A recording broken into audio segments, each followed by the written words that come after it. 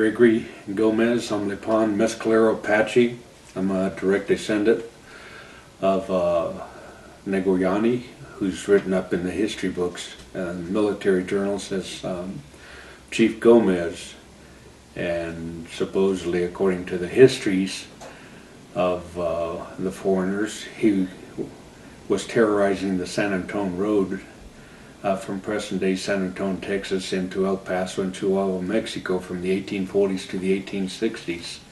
So that's my people, and I would like to introduce my friend who's also, whose people are from Chihuahua, Apache, Claudia.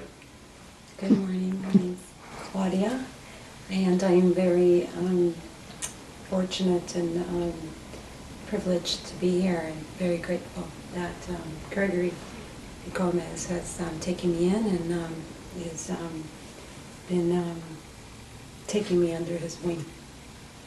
So, I wanted to gift Gregory this gift. I had a dream, I think it was in February, that I was in a home, and I walked out and there was the ocean, and at the end of the road towards the ocean there was some kind of machinery of some sort, and water was coming through this machine and pulling out black, what seemed like black rocks or coal-like substances. And I was watching, and all of a sudden a bird went into the machine, and I saw his body slightly below water surface, and he came out and he got in front of me and he was teaching me, telling me something about the water. And then he started cracking jokes and smiling, and he even slapped his body or leg, I don't know, and he went like that. And it's like, that's unusual for trying to crack up jokes. And in my dream, I knew that that was unusual. And then he started telling me something else, and I don't remember what else he was telling me. And then all of a sudden, two elder birds came and said, all right, you have to hurry up, we have to go now. And he says, bye, and he went back into the machine and went into the air with his family. And I woke up and I thought, wow, it was so clear, it was so beautiful, and so I wrote it down.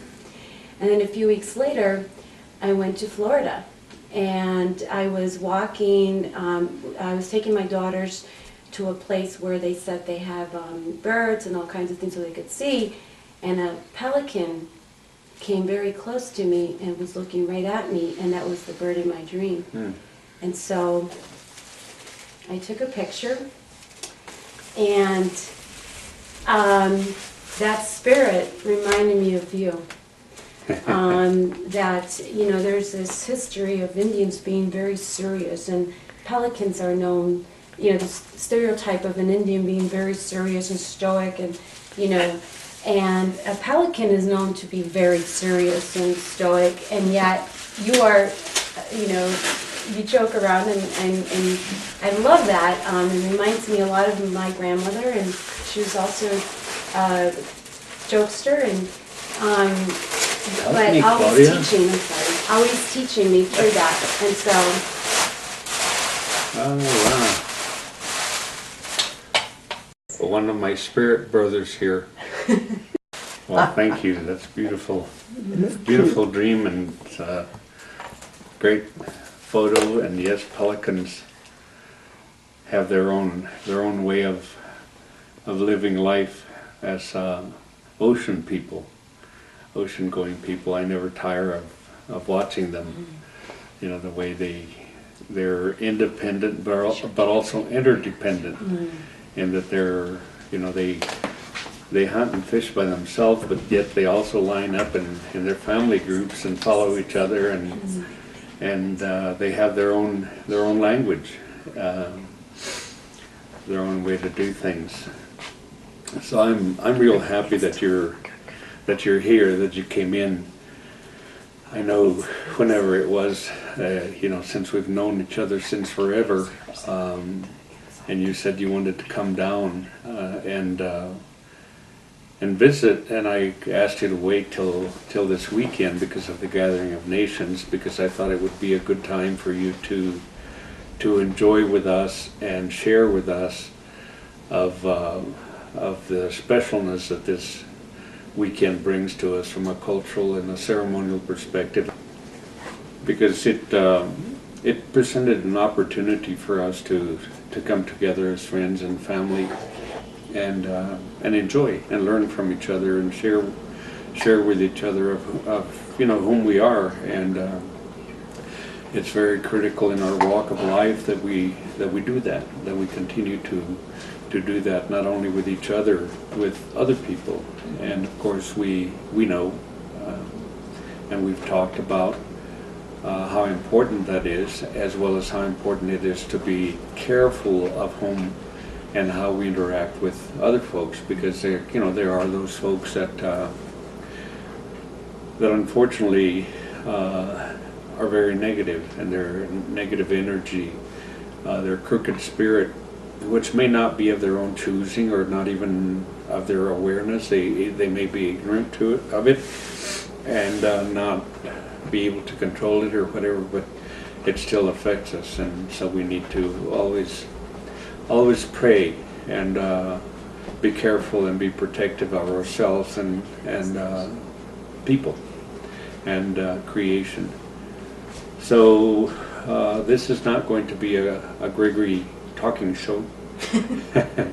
So if you have comments or observations or questions, feel free to ask your questions or make your comments or observations, because that's how we learn and grow. And we both have come together to help each other walk on the good red road and share, so that we can all be stronger as we move into the future. I would like to now that we've said this, share one of our traditional teaching stories, and one of my favorite stories and my daughter's favorite story. And this is a painting that she bought. I think she bought it at Gathering of Nations last year. And it has a story, and it has the strawberries, which is another one of our traditional stories, the story of the strawberry. But a beautiful day like today, Grandmother Turtle told all of the grandchildren, said, "Grandchildren, it's a beautiful day. Let's go out of the river and go up on the bank and enjoy life and see what there is to see." And so it was. Grandmother swam out of the river and went up on the bank, and all of the little turtles were following.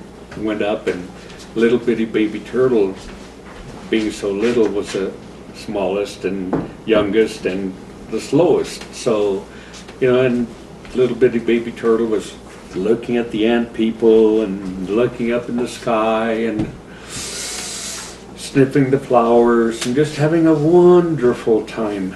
And all of a sudden, little bitty baby turtle turned around, and Grandma and the other children were gone. So little baby turtle started crying and crying and crying. And Coyote, Mabisi in our language, was out having a wonderful time. Coyote's always hungry.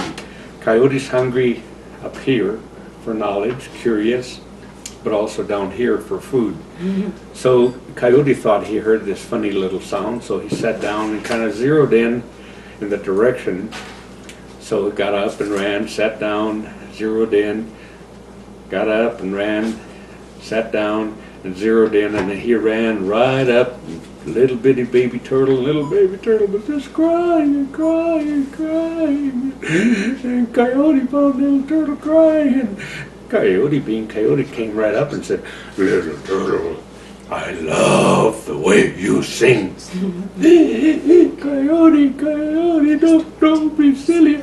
I'm not singing, I'm crying. Grandma's lost. Huh, little turtle, I said I love the way you sing. And if you tell me one more time that you're crying, not singing, I'm gonna eat you. Well, you You go right ahead, Coyote, and I'll bounce around in your stomach like a hard stone and kill you. Coyote jumped back. Coyote didn't think that little turtle was going to talk to him like that. Aren't you afraid of me? Grandma said not to be afraid of nobody, Coyote. Well, how about if Bear comes along with those big jaws and smooshes down on you? Wouldn't you be afraid then, huh? Coyote, Grandma said if Bear smooshes down, his jaws will break on my hard shell. Grandma said so. Well, how about if Mountain Lion comes along with those long claws and cashes at you? Wouldn't you be afraid then, huh?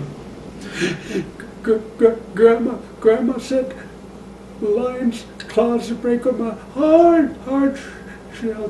Grandma said so. So you're not afraid of me? And you're not afraid of Bear? And you're not afraid of Mountain Lion?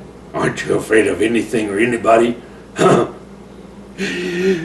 Oh, Coyote, Grandma said the cold water of the river. Oh. Coyote started laughing, picked up Little Turtle, ran to the river and threw Little Turtle in and sat down to wait. Because Coyote knew that Little Turtle would drown and float up and then he'd get to eat a little something. But you know what happened? Little Turtle swam up and stuck its head out and said, "Oh, Coyote, thank you for the ride. It was a long walk home."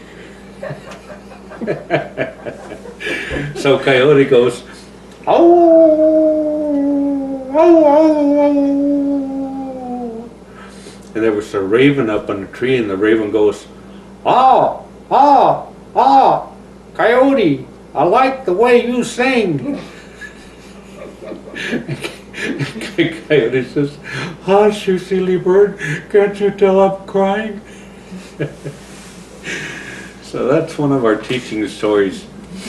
And, you know, it's a simple story that we learned as children growing up. And basically, just Grandma says, you know, our grandpa says, our elders taught us by their lifestyle, by the way they lived. Not even a lot of times what they said, although, you know, what they said also, but just their everyday way of life. And don't be afraid. And if you believe in yourself, then you can get through a lot of things.